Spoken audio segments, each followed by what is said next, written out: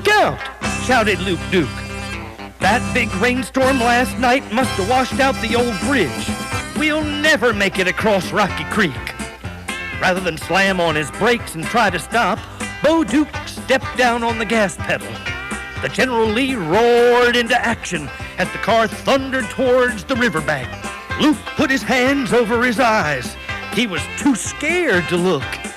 In a flash of orange, the General Lee took off and soared across the creek bed, flying through midair. The trusty car landed in a cloud of dust on the other side. The Duke boys were safe. "Now slow down, for Pete's sake," shouted Luke. "You scared me half to death." Bo throttled back the powerful engine to a safe speed. "Hoo-hoo!" shouted Bo. "The good old General Lee has done it again." The car hugged the curves of the dusty county road as the Dukes drove into town. They were on their way to the courthouse after getting an emergency telephone call from Cousin Daisy.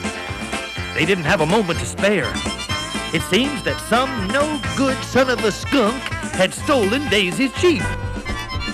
As they rounded a bend in the road, Bo saw trouble up ahead. A big branch of an old oak tree had fallen across the road. They were in real danger if they didn't do something, and fast.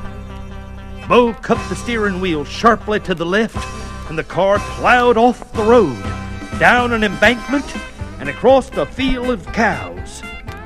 The cows ran out of the way and made an awful racket in the process. "Now, that's what I'd call a shortcut," laughed Luke as the car rumbled back onto the road just a few miles from town.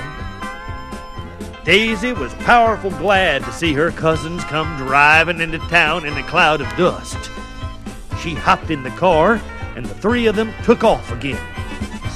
"That no-count rat who swiped my Jeep headed out of town on the southbound road," shouted Daisy. "Don't you worry your pretty little head about that," said Bo. "We'll catch him, or we ain't the Dukes of Hazzard."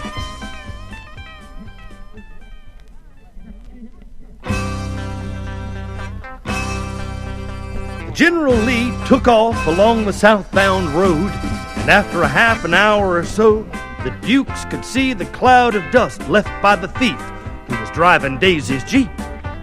Then, suddenly, the dust cloud began to thin. Soon it was gone. "No dust in these parts can only mean one thing," said Bo. "Either he stopped, which ain't too likely, or else he's driving in the creek." Bo took a shortcut through a cornfield, and in a minute or so they landed with a splash in the shallow creek bed. He gunned the motor, and the car raced up the creek, sending a spray of water out behind them. When they rounded a bend in the creek, they saw the Jeep up ahead of them. He must have figured out that they were following him, 'cause he was really moving out now. Bo pushed the gas pedal to the floor. They were gaining on the Jeep. Quickly, the thief drove the Jeep up the bank of the creek and into the bushes. The Duke saw what he had done, and in a minute or so, they made the same move. After they cleared the bushes, Bo slammed on the brakes just in time to stop the General Lee from crashing into the wall of a stone cliff. They all looked around, but Daisy's Jeep was nowhere in sight. It had just disappeared into thin air. Where in tarnation could he have gone to, wondered Bo. I don't see the Jeep anywhere, but it couldn't have just vanished unless that thief is also a magician. Then, out of the corner of her eye, Daisy saw something that made her look twice. The bushes at the base of the cliff were moving mysteriously. In a flash, they all leaped out of the car and ran towards the spot. Luke acted first. He grabbed the bushes and gave a yank. In an instant, he tossed the bushes aside. They were not growing there. They had been cut and placed there to hide the entrance to a cave in the side of the cliff. "All right!" shouted the thief. "You caught me!" He came out of the cave with his hands up in the air. He knew better than to tangle with the Duke boys in a fist fight. As the sunlight shone into the cave, the Duke saw an amazing sight. There must have been 8 or 10 stolen cars hidden in the long cave.